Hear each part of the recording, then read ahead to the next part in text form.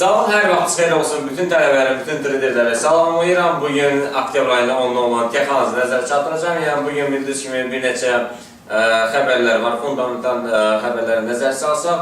Yəni, bir neçə xəbərlər var. Təbii ki, bu xəbərlər belə də çox güclü bazara təsir göstərmir sadəcə olaraq.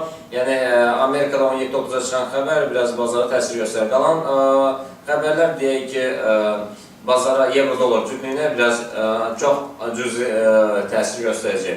Əsasən bugün üstünlüyü verir texanalizi, texniki analizə. Yəni, bugün gördüyünüz kimi söhbət euro-dollar cütlüyündən gedir. Gördüyünüz kimi euro-dollar cütlüyü keçən həftənin cümə günü ikinci yarısından sonra aşağı düşüb. Yəni, deyək ki, birinci, ikinci günlər qiymət iti sürətlə aşağı düşüb. Bu da ki, fundamental faktorlara səbəb olub. Yəni, Eurozonada çıxan xəbərlər, yəni bazara pis təsir göstərir, euro-dollar cütlüyünü və eyni funt-dollar cütlüyünün aşağı düşməsinə səbəb olur.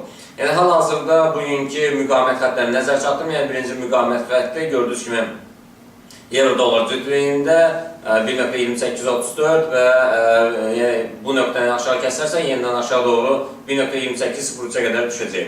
Yəni, əks istiqamətdə isə deyək ki, 2 günün korreksiyasının, yəni düşdüyünün korreksiyasının əks istiqamətə qayıtması bu 1.2896, 1.2941. Yəni, bu da yuxarı qalxarsa birinci hədəfi, ən güclü hədəfi Fibonacci sisteminin 61.8-nə təsadüf edilir. Yəni, burada da gördüyünüz kimi, yəni İçin qulunda yaxınlaşa bilər. Keçək funt-dollar cütlüyündə. Funt-dollar cütlüyündə də gördüyünüz kimi qiymət keçən həftənin cümə gününün ikinci gün, üzr istəyirəm, yəni cümə günün ikinci yarısından sonra düşməyə meyilli olub. Yəni ki, 2 gün ərzində birinci, ikinci günlər düşüb. Yəni, bugün də fləq yaradır.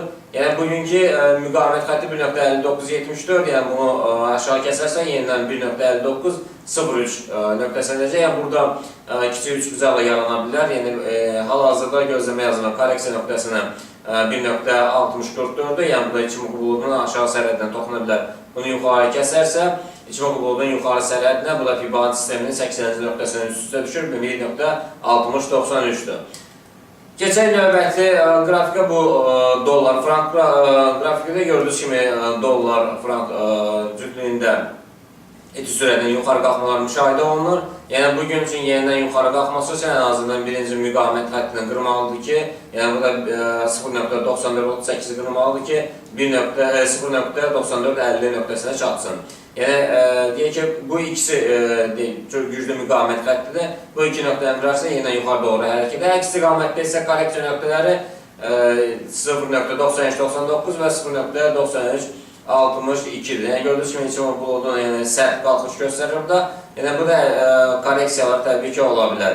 Yəni, gördüyünüz kimi Evsam ossilyatorunda qırmızı çöplərin yaranması çoxluq təşkil edir. Yəni, bu da korreksiyaya gətirib çıxarda bilər. Keçək növbəti qrafikə. Növbəti qrafikdə gördüyünüz kimi söhbət qızıldan gedir. Qızıl, yəni dediyim kimi, bu iti sürətindən aşağı düşür və burada range eləyir, yəni fləq yarada bilər. Yenidən doğru aşağı hərəkət edir. Bu da 1760-33-ü qırarsa aşağı doğru hərəkət. Əks istiqamətdə isə gördüyünüz kimi İçimoku buludunun bir alt sərhədinə dəyməsi üçün ilk öncə Fibonacci sisteminin 61.8-ini qırmalıdır ki, 1773.98-i dəysə. Bununla yuxarı kəsərsə, yəni İçimoku buludunda gördüyünüz kimi yuxarı etdiyim var, bu da 1781.18 ola bilər.